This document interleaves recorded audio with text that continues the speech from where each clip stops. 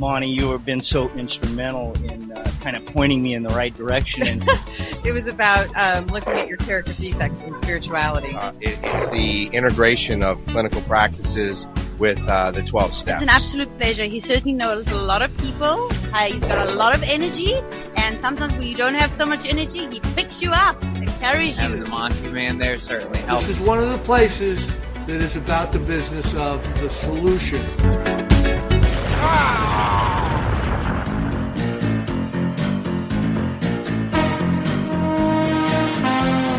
The views expressed on this special broadcast of the Take 12 radio show do not necessarily reflect those of KHLT Recovery Broadcasting or its affiliates. KHLT is not affiliated with any particular 12-step fellowship. Now here's that guy who's getting less popular minute by minute, your host, the Multi-Man. Well, greetings, friends and recovery family. Welcome to another fine episode here at Take12Radio.com on your internet dial. I am your host, the Monty Man, and you can find us, by the way, on Facebook, LinkedIn, Twitter, Google+, YouTube, all at the bottom of all of our web pages here at Take12Radio.com. Please sign up. Click the like button at the bottom of our page, which is relatively new, or any of our pages, please. That would help us a great deal. And I just want to tell you all a hearty thank you for hanging in there with us. We are now in our 9th year, have been for a little bit, of broadcasting. It is an absolute honor to be able to serve you. That's what this is all about. I am not a king.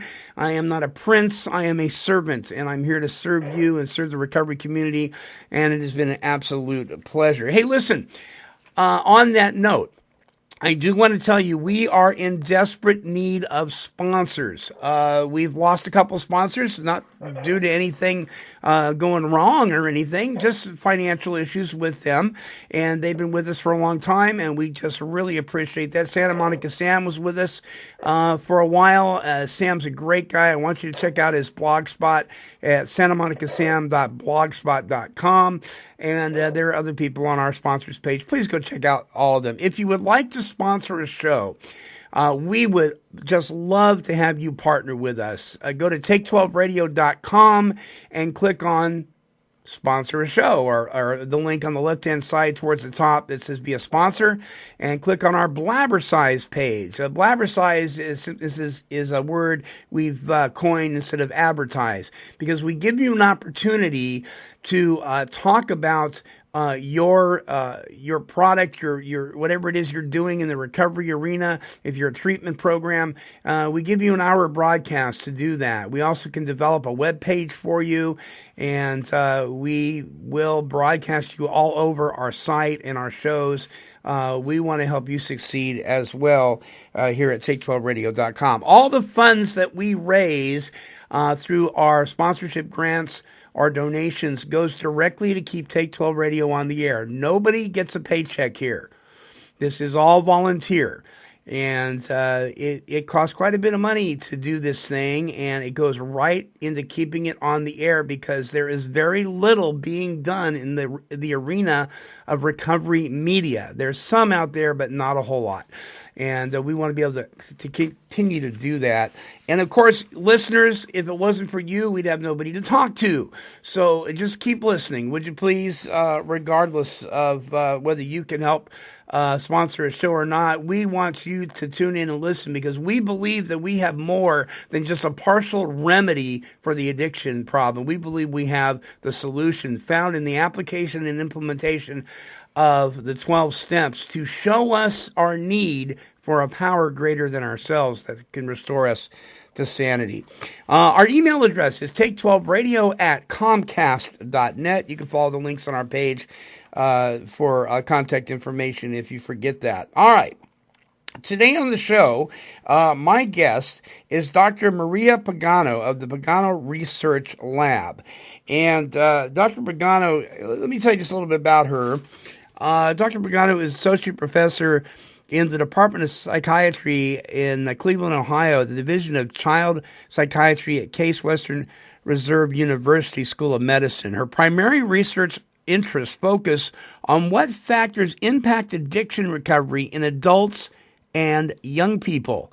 Some of these factors include combining medication and psychotherapy, combining involvement with 12-step groups like Alcoholics Anonymous with treatment, how mental illness and stressful life events in addition to addiction impact recovery, ain't that the truth, and how peer groups influence abstinence. She has been a principal investigator or co-investigator in over 15 federally funded clinical investigations, 10 clinical trials, and several clinical training grant awards. She has been the senior statistician on 6 major research grants with clinical populations featuring severe mental illness. With support from the John Templeton Foundation, Dr. Pagano is examining the factors that impact the course of addiction recovery among 100 girls and 100 boys court-referred for residential treatment. And she's involved in much more. Also, and I'm going to say this a couple times during the show, her website, helpingotherslivesober.org. You can follow the link right here on Interview Friday's page. Dr. Pagano, welcome to Take 12 Radio. Thank you. It's a pleasure to be here. It's exciting to have you on. Visitors, so many times we give out a web address, and I know many times you don't have time to go check it out. I really encourage you to go here, helpingotherslivesober.org. Dr. Pagano, what got you interested in the field that you're in? Well, I began my travels, I would say, in 2000. I was at Brown University, and I was training faculty at their addiction research center. And I noticed that nowhere on the landscape were people talking about the importance of service. I had my background as a developmental psychologist. I have been well familiar with how important giving to others can be for mental health. And I have also had a lot of training in how important service is for staying sober. And so when I began to explore factors that impact the course of staying sober, I again was pretty amazed that no one was talking about how important service is to stay sober. And that began my journey. Was that, you mean amongst your colleagues?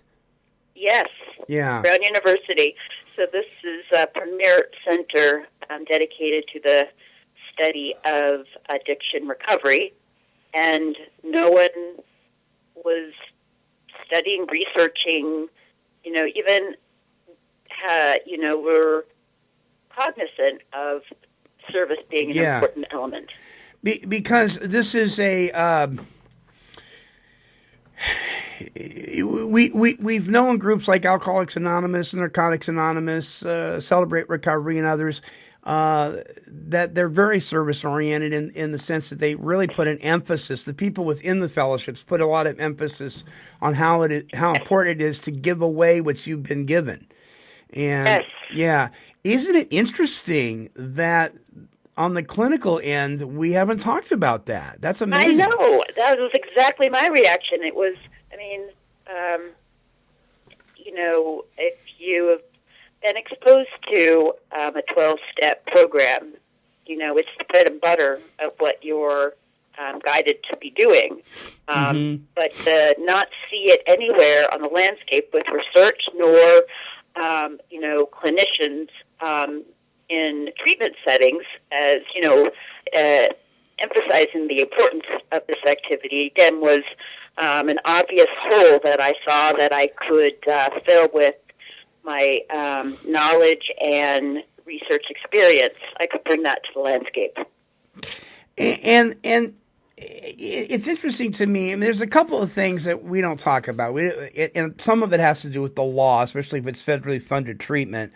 The spirituality issue gets put on the back burner because of legalities and so forth. And then, like you said, the service aspect of it isn't even talked about. And yet these are really the two key elements in anybody's recovery, and we're not talking about it. Is it getting any better? It has since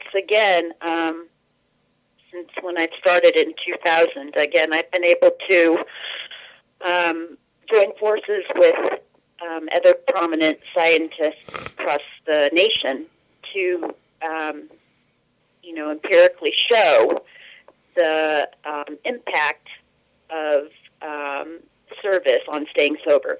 So I published the first scientific article showing the effects of helping others in reducing, cutting in half the risk of relapse in the year following treatment. Mm-hmm. And I did that work in early 2000, and I am now, doing what I did with adults. I have the opportunity to be doing this with adolescents. Let me play devil's advocate just for a second. Sure.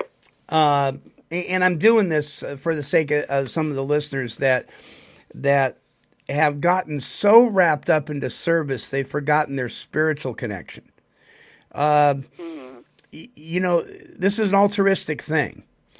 And yes. And we often say here on the show, if I'm powerless and you're powerless, 0 + 0 is 0. So we have to have a higher power to lean on, And what we see so often is people becoming meeting dependent, even step dependent. The steps don't have any power in themselves. They're there to show us a need for a power. And so, if they have power in themselves, you could just read them, and therefore you could say you did them. You have to apply and implement them for them to actually have life come forth from them. But we see people becoming step dependent, meeting dependent, even prayer dependent. People depending on their prayers instead of the one they're praying to. And that kind of thing. And one of those things that we do is sometimes we become service dependent. We think that as long as we're, putting the plug in the jug and pouring coffee and sponsoring people and are serving as a group representatives for our district and that kind of thing, that we'll stay sober. But then there's the guy who does that so much he burns out and he has no spiritual connection, and then he drinks. Isn't there a balance to that? Isn't there a balance here? Well, you're asking great questions. Again, when I, began this endeavor, I was curious. What counts as service? Yeah. Is it picking up a Coca-Cola can off the street and putting it in the recycling bin? Is it, talking to someone on the phone? What is it? What counts? And so that is, a lot of the work I've done to quantify, so that you can measure on a scale how much service you're doing and identify the types of activities that are most tied to staying sober.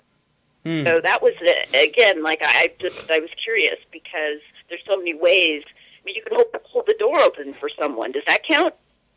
So that was an empirical adventure, and what I've learned is that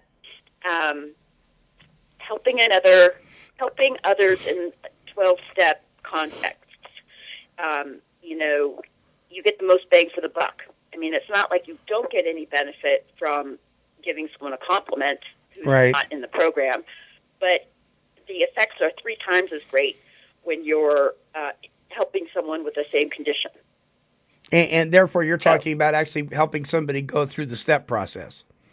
Well, I'm getting to that. So, identifying, the help directed towards 12-step context. That's an important element. Now, then it's, is it general forms of help, like helping an alcoholic walk across the street, or is it helping another alcoholic with programmatic activities?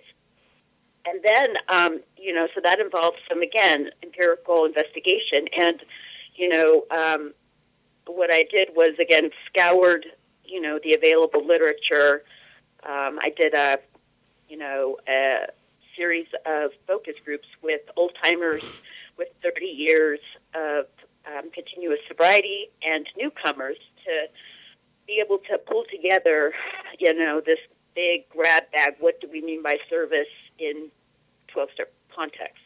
And so, again, the activities are nothing I came up with. They're, straight from the literature and what people do, but, they're the programmatic 12-step activities are more powerful. They're more strongly predictive of staying sober than the, returning a phone call to another alcoholic. Right. That's, the general forms of help that you do in the program to help another fellow sufferer. So you're not minimizing at all somebody opening the meeting room or pouring coffee, but that's a programmatic activity. Right. Building the service position, that is a programmatic activity. That's very important. Yeah.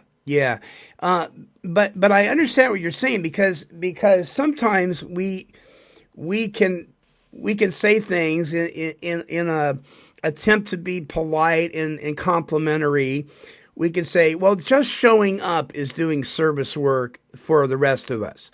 And though I understand the sentiment behind that, it leaves a person a little lacking, I think, if you're going to move forward at all.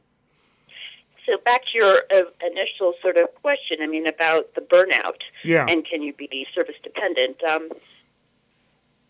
I haven't seen that in the hundreds of alcoholics that I have studied. I have not seen a burnout in going off the Richter scale in terms of overload on service related to relapse. Really? Okay. I've not seen that. I have seen that with caregivers, nurses. The type that are, I would even most say, are most suited towards being an Al-Anon. That caregiver burnout is real, but the average alcoholic, if there's such a thing, has got this narcissistic root that is that protector from that doing it on overload. I don't think alcoholics, addicts need to worry about doing service on overload. They've got narcissistic root. It has it skewed to the far other end. In terms of the amount of service given. I'm sitting there and I'm thinking because I'm thinking through as you're speaking. I'm thinking in my mind of the people that I have seen burn out, and I was going to say, wow, that's not been my experience. But then I got to thinking about it, and I was reflecting on a few people. What was their real motivation? Was it really truly service? And I'd have to say no, it wasn't. The giving of self. Yeah. That is the kind of service that is the most pure. It's what, Dr. Bob, one of the co-founders, put pros to, the giving of self. And that's sharing one's experience and time. Not writing a check for, it's again, the giving of self is the kind of service that ultimately, has the gold. Yeah, reminds me of the old Bible story about the lady, the description of the guy that gave all the money that he had. Had a bunch of money and he gave it, and then the lady only had a penny, and the Lord said, "Who gave the most?" And he says, "The lady with the penny, because it's all she had." It's really a matter of the heart, isn't it? The giving that matters is of the heart, and it's of your time. Yeah. You're sharing who you are and where you've been and what you bring to the table to the betterment of someone else. It's an investment, right, Doctor? An investment? It's an investment in yourself. Yeah. Ultimately, what the other person does with your help is, almost none of your business. You're doing it, because you are wanting to continue to grow and stay on the path, trudging the road to happy destiny, and this is part of the formula. Sometimes we can kind of get wrapped up in this thing of when a person doesn't respond or responsee doesn't act the way we want them to, or even in their best interest, and then we beat ourselves up. You've seen that, right? Yes, I think that's some of the self-absorption, because ultimately you cannot be somebody else's higher power. Right. Yeah. That's the form of self-centeredness, to think that you can really carry somebody else. Yeah. You can, when the student is ready to teach her peers, that whole model I do believe in. And I think a person has to ask for advice or ask for some help for it to be wanted. It's if I'm trying to shove down another person what they should do, and they don't want that kind of advice, I'm overbearing. I'm trying to feed someone who's full. Right. I have a sponsee that has been with me now for about 6 months, and it's come to a screeching halt. And I learned a long time ago not to chase after them. I mean, they know I'm there. They know my door's open. I don't fire anybody, that kind of thing. But sometimes people, if you chase after them or if you try to push it on them, they'll just close up. Their spirit will close to you. Well, there's something in the book that pretty much says, if somebody doesn't want it, don't waste the helper's time. Right. Yeah, you bet. There's other people that are in queue that are in desperate need of such help. Don't waste my time. Yeah. But if you want, what I've got, I'm more here. than happy to share. Yeah, you bet. And that's the piece of, again, the giving of self that truly, I think, is where the gold is for this kind of outcome of staying sober. Sure. Okay, we're going to take a short break. When we come back, I want to talk to you about working with young people. Fantastic. This fascinates me. All right, folks, don't go away. More with my guest, Dr. Maria Pagano from the Pagano Research Lab, when we return. I didn't think it was possible for me to be an alcoholic. I was 24 with a good career. I thought I was too smart and that alcoholism only happened to middle-aged men and celebrities. I thought something else was making me sick, shaky, and afraid to face people.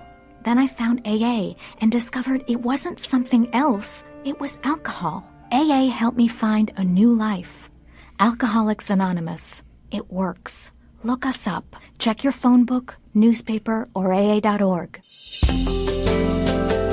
Hey there, this is the Monty Man from Take 12 Recovery Radio, and I am proud to introduce to you a new, fully licensed, all-male residential treatment facility located on the beautiful east coast of Florida. Serenity Springs Recovery Center is a 10-acre spiritual sanctuary fostered through an intensive 12-step foundation of recovery. Addiction is a disease that deteriorates the body, punishes the mind, and destroys the spirit. It needs to be attacked on all three of these fronts, and Serenity Springs does just that. A unique facility that is committed to providing exceptional individual care in small group settings while utilizing their experienced and dedicated clinical and support staff of licensed therapists and doctors. 30, 60, and 90-day individualized treatment programs are available. Call 386-423-4540 or visit their website at serenityspringsrecovery.com. That's 386-423-4540. Serenity Springs, making a life-changing investment into your recovery. This is Chris Schroeder. You are listening to Take12Radio.com, recovery talk and positive music. All right, and don't forget, you can hear Chris Schroeder's show, Walking Through the Big Book, right here, 24 hours a day, 7 days a week at Take12Radio.com. Also, our brand new Walking Through the 12 Steps and 12 Traditions with Chris Schroeder. Chris is the number 2 most downloaded 12-step speaker on the internet, Chris Raymer being number 1, and we're so proud to have him on, and he's also the chairman of our advisory board. What a great service that man does for us and the recovery community. All right, this week, Dr. Maria Pagano of Pagano Research Lab is my guest. HelpingOthersLiveSober.org is the website. And you can follow the links. Her phone number is 216-844-2767. And her email address is Pagano, Pagano, at CASE.du, and it's all listed right there on Interview Friday's page. And don't forget, if you want somebody to hear this show later on and it's not Friday, this is up for an entire week, and then it goes to the Friday archives page, so you can listen to it as many times as you like or share it as many times as you like. All right, Dr. Pagano, you are working with young people. What is the age variable here? Subjects were on average 16 when they entered the study, and they completed 2 months of residential treatment, and then they are followed for 2 years following treatment. So young adults, I would say again, age 16 when they began, but up through 21 is the age bracket while they're in the study. Now, are these people that are in the study because of legal issues? Well, they're not required to be in the study, okay. But the most of the adolescents in the project do have a probation officer, which is, again, they're representative of the residential treatment facility clientele that they, are treated at, which is the largest adolescent residential treatment facility in Northeast Ohio, New Directions. Okay, New Directions. Okay, so tell the listeners about your experience with these kids. I mean, what's going on with them? Well, I would say that the issues with adolescents are so that very different than adults. There's, there's a lot of, hormones are raging for sure, but there's this, there's a bit of a defiance going on. You're not the boss of me. Right. And alcohol and drugs, at one point were more reliable than, probably relationships in their lives. Sure. So it's just at some point they are caught with within the drink trouble cycle, or they again have reached a point early in their life where they are willing to try something different. It's gotten that bad. So they're lucky in the sense that they are exposed at this age to what recovery is like, and that it's not over when you're sober. Yeah. A lot of broken homes. Yes. Yeah. Sure, but I don't think the broken homes is any more different than your typical adolescents. Alcoholics, addicts come from all types of backgrounds. You bet. Well-to-do to very poor. I don't think that's the, necessarily the contributing factor. Right. I think, again, I don't either. This inner sense of I don't belong, I don't fit in, and alcohol, drugs puts that on ice. Yeah, you bet. I'm a prime example of that. I came from a very nurturing, very loving home. My parents did the best they could. They were great parents. My environment was great. My school was great. I had a wonderful high school experience. And yet I fell into alcoholism and drug addiction. So yeah, you're absolutely right. And you don't have to be a home that is the victim of divorce to be a broken home. You can be broken and be very together. Yeah, I think there's this major hole in the soul syndrome. And it's this pervasive sense of not being enough, not fitting in. And to some degree, alcohol and drugs can be looked at as a creative solution to access a power to put that on ice. Right. It's not a very enduring, effective source of power. Ultimately, in learning how to derive that power from a higher power, is the trick. And learning, that's where you get what you need. But at first, it's a creative solution, and it helps where, it's like, what person, place, or thing can be there all the time? That's just, it's not realistic. But alcohol and drugs is a concrete thing that, for a while, it's like you sell your soul to the devil. It works for a little while. Mm-hmm. Let me ask you a question. You got the average kid bebopping along life, and he hits that wall. He hits that place in he or she hits that place where you got the natural defiance, you got the natural, they're too young to do this, but too old to do that, and they kind of run into that, and they pass through it okay. And alcohol and drugs, overeating, whatever it may be, just doesn't. It's not available, let's say, and so they kind of pass through it. They get a few bumps and scrapes along the way, and then they do well. Then you got the other guy, same thing, but somebody offers them a drink, and all of a sudden they feel pretty good about themselves. Is it a matter of? I mean, doesn't everybody kind of go through this stuff, and just some of us just happen to, or is it exclusive? I mean, you can't put people in a bubble, right?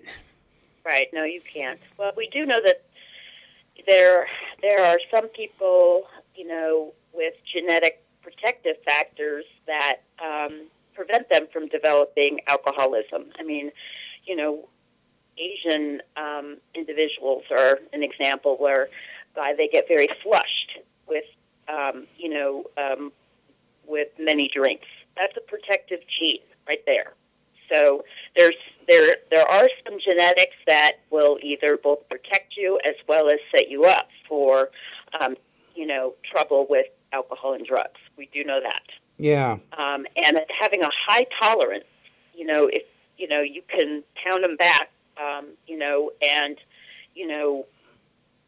very little problems with hangover, that kind of a thing, like your just capacity for tolerating side effects, is much greater than those around you. That's, again,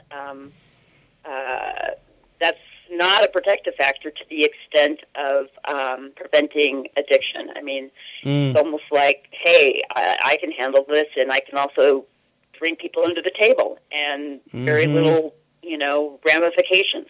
Mm-hmm. That, again, is one of the genetic predispositions that is actually risk factor.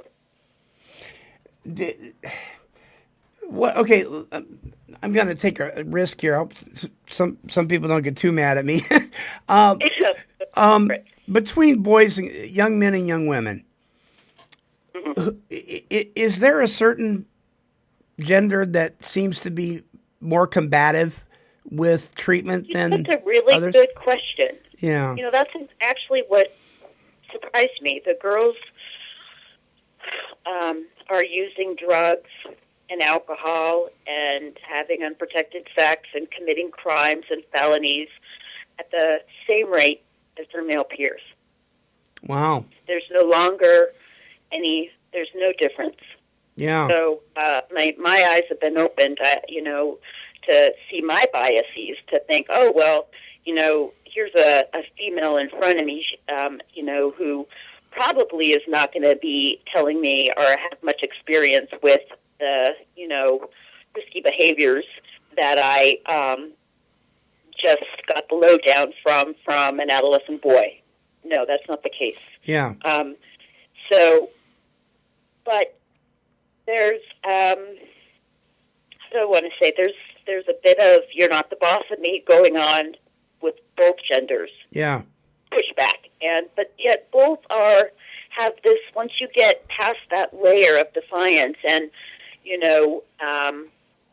pushback, there's a vulnerability in both genders, and they're both hungry for looking how they can be leaders and bring what they know and what they've walked through to be useful. So that's, in my mind, the trick here is to turn them on to see how their very dark past and all the ins and outs of things they learned how to con and get what they need can actually be useful for the good, because they can uniquely reach another young adult and help them learn how to walk this walk in sobriety. And that again is really one of the key things I try to highlight again, because that there's that vulnerability, but they're both looking for a way in which to matter and to contribute. Yeah. So I have found it to be real refreshing when I see a young person start to really get excited about helping their peers. I mean, it's amazing. I mean, there is a passion there that sometimes is lost in adulthood. It's contagious. I mean, on our website, we have, hands that were put together, from shadow screens. I mean, the creative ideas that, come forth from young people, from wanting to make their imprint, authentically. It's just a beautiful thing. It's contagious. Yeah. It's incredible. It's wonderful to see young people work together. There's a lot of talk about the brain not actually being completely developed until like between 25 and 28 or something like that. Right. Is there a lot of truth to that? There is. I don't think that's necessarily going to stop an adolescent who, drugs and alcohol is still working for them. I mean, that's asking to have their best friend taken away. So, brain development aside, I'll deal with that when I can. That's the attitude. It's only when, really there are no more out. Right. Well, my question to you, change happens. My question to you is, though, when your brain is in mid development stage, and you introduce an outside chemical, like opiates or alcohol or methamphetamine or whatever marijuana. It is. Yeah.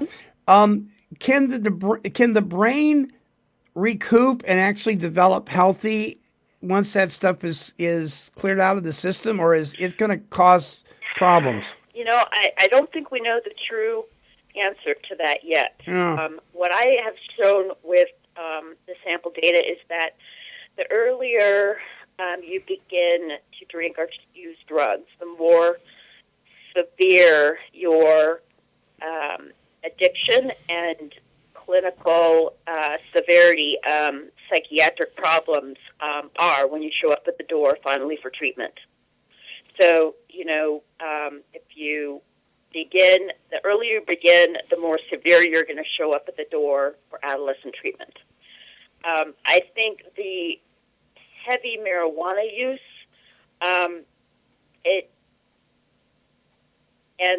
certainly the inhalants we know do damage to the brain. Right. But I think again there's a halting of developmental development, the sort of maturation, like learning how to who you are, what matters to you, a sense of self. That is robbed by the use of alcohol and drugs. Mm-hmm. And so that element of, growing into an adult takes place. I think the brain certainly is not able to reach its full potential. At best, it's going to, can it, recoup enough to still be a viable, organ. Mm-hmm. And I think, I don't think we know the true damage in the brain, the curtailed brain development, because ultimately you're going to be looking at a brain that you don't know what it could have been if it hadn't been exposed to alcohol. Sure. Just see its life trajectory shortened. Yeah, you bet. Okay, we're going to take our last break. When we get back, I want to talk to you about what can we do? How can people get a hold of you? What can we do? What resources are there for young people? Because it's this whole thing, there's still this stigma, right? There's still this thing where people say, well, you got yourself into this mess, get yourself out. And even though we've grown by leaps and bounds in how we approach the addict and alcoholic at whatever age, we got a long way to go. And so I want to talk about what we can do. So, folks, big questions. Yeah, don't go away. More with Dr. Pagano when we return.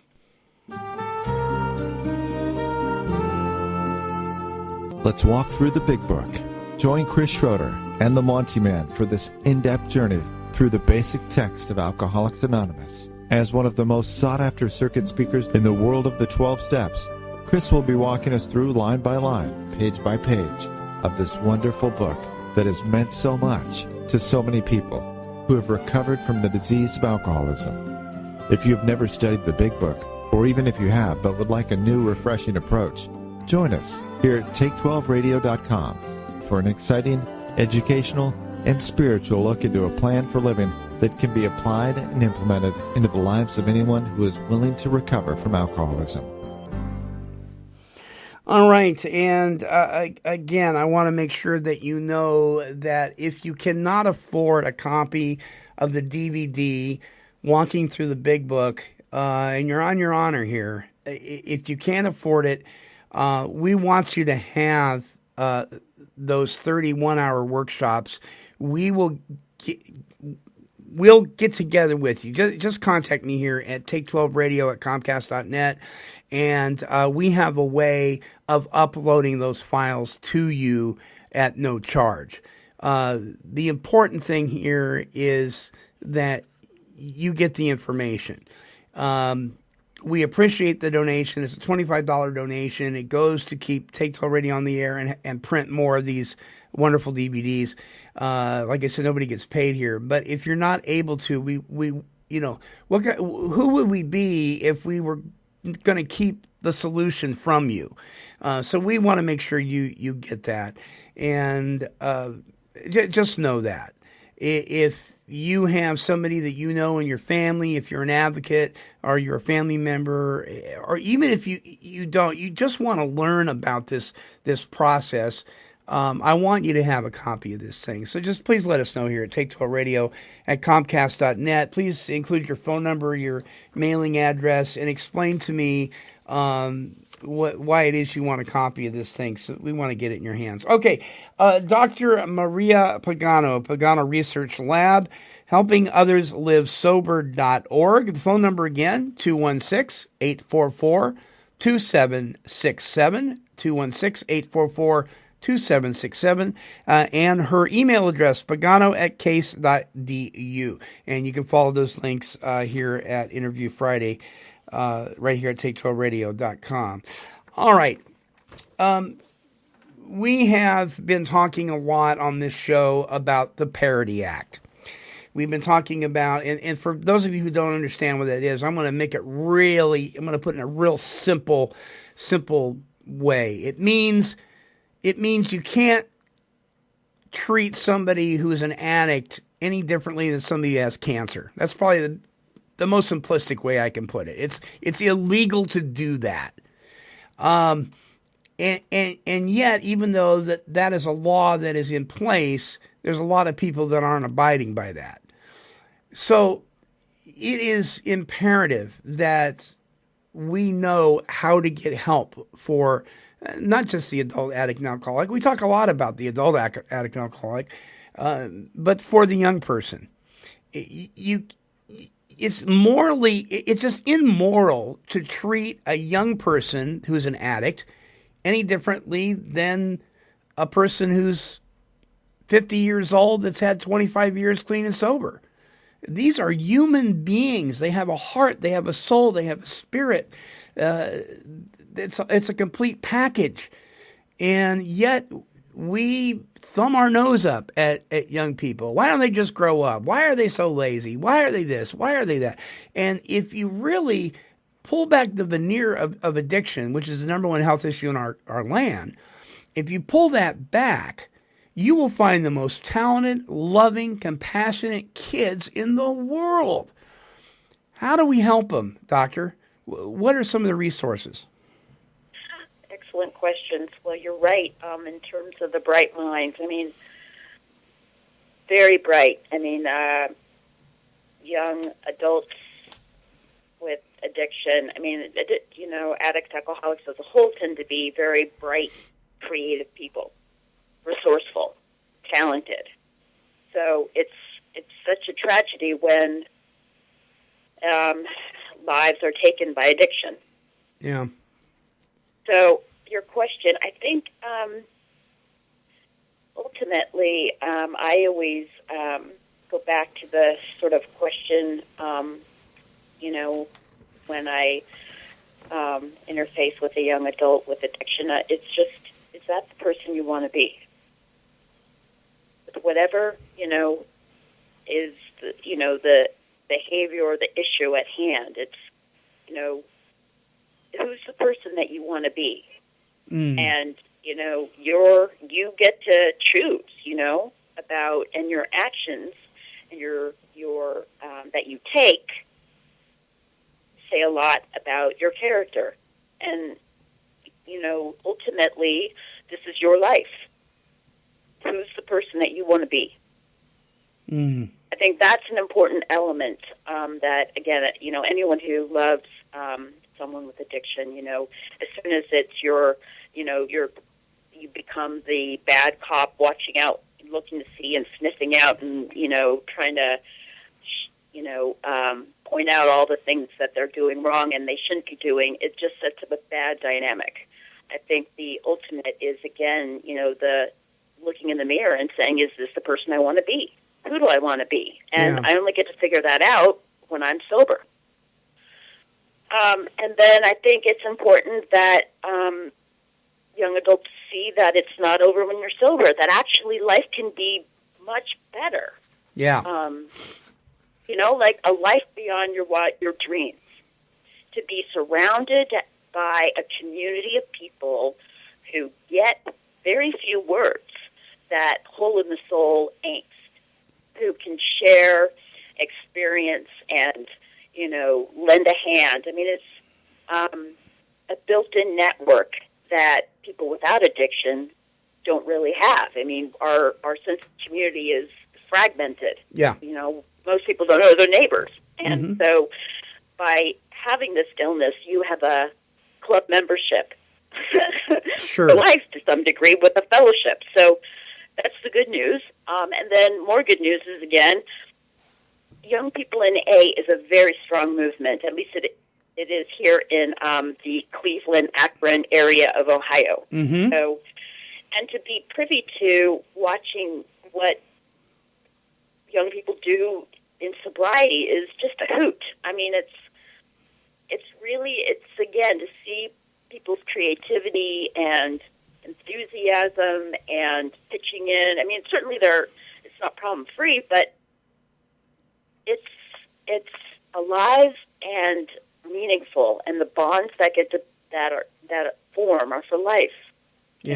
So I think those are the ways in which I try to engage young adults with this picture of recovery. Again, there's an opportunity here to become the person you were meant to be, and a life that's better than what you've known it, and for free at the table, this rich network of people who only want to see you really do and grow into your better self. Yeah, and something I noticed about young people in Alcoholics Anonymous, like Icky Paw and some of the different conferences and conventions and so forth, it's amazing to me how us adults will get all wrapped up in, within the fellowships, we'll get all wrapped up in political issues and the topic of the day that has nothing to do with our recovery and everything. And the young people, they don't seem to be caught up in that as much. They've got a passion for art and music and talking about the steps and doing all that stuff. If you want a refreshing experience, listeners, go to one of these young people's conventions. Oh, yes, for sure. I mean, even if you're not a young person, go. I mean, the enthusiasm and the energy, it's better than any day at a spa. I mean, it's just reviving. It is absolutely amazing. If you hate tie-dye, don't go. No, but it's just remarkable, and we can, we can learn an enormous amount. We can retrain our brains. We can relearn some of our youth by hanging out with some of these kids. And the thing is like, because the program at its core is dealing with that inner angst and not fitting in. I mean, you're surrounded by peers that are upfront about having that same hole in the soul. It's not like something that you have to hide away. It's out there on the table as part of why you're there. Yeah. Yeah, remarkable. So it's just, Well, Dr. Pagano, we are out of time. Before we give out your information again, any last words for the listeners? Well, I do think it's an important element. The service that matters the most seems to be the programmatic forms of service, so helping another through the steps. Service position. I mean, I do want to put in a plug. It's not just, the most bang for the buck, get involved in the programmatic forms of service. But the life beyond your wildest dreams if you give yourself a chance. Yeah. Yeah, you bet. And I'll tell you, I have a buddy, one of my co-hosts, who says if you want to learn about yourself and really figure out your character defects, he said, work with somebody else. Work with somebody else, man. They'll come to the surface, and we joke about that, but it is so good. It is so good to bring somebody under your wing, and you end up mentoring each other. It's There's no expert. No, it's an amazing phenomenon. Yes, it is. I'm so grateful that this program has flourished and is there for the take if you want it. Yeah. Amen to that. Okay, Dr. Maria Pagano, thank you so much for what you're doing. An honor and a pleasure. Absolutely. The website, listeners, helpingotherslivesober.org. Just the title tells it like it is. Helpingotherslivesober.org. The phone number for Dr. Pagano, and she's giving this out, is area code 216-844-2767. Her email address is pagano@case.du. You can follow those links right here at take12radio.com on your internet dial. Is this the person you want to be? And if not, who is the person that you want to be? A question you might want to ask somebody you know, or maybe even yourself. Dr. Pagano, stay on the line. Folks, don't forget our email address, take12radio@comcast.net. We're looking for sponsors. Please come aboard with us.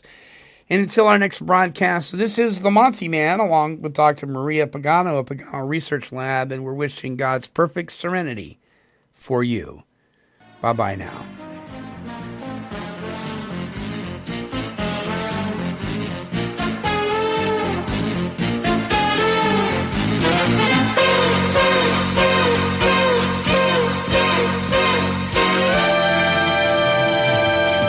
This has been a broadcast of KHLT Recovery Broadcasting.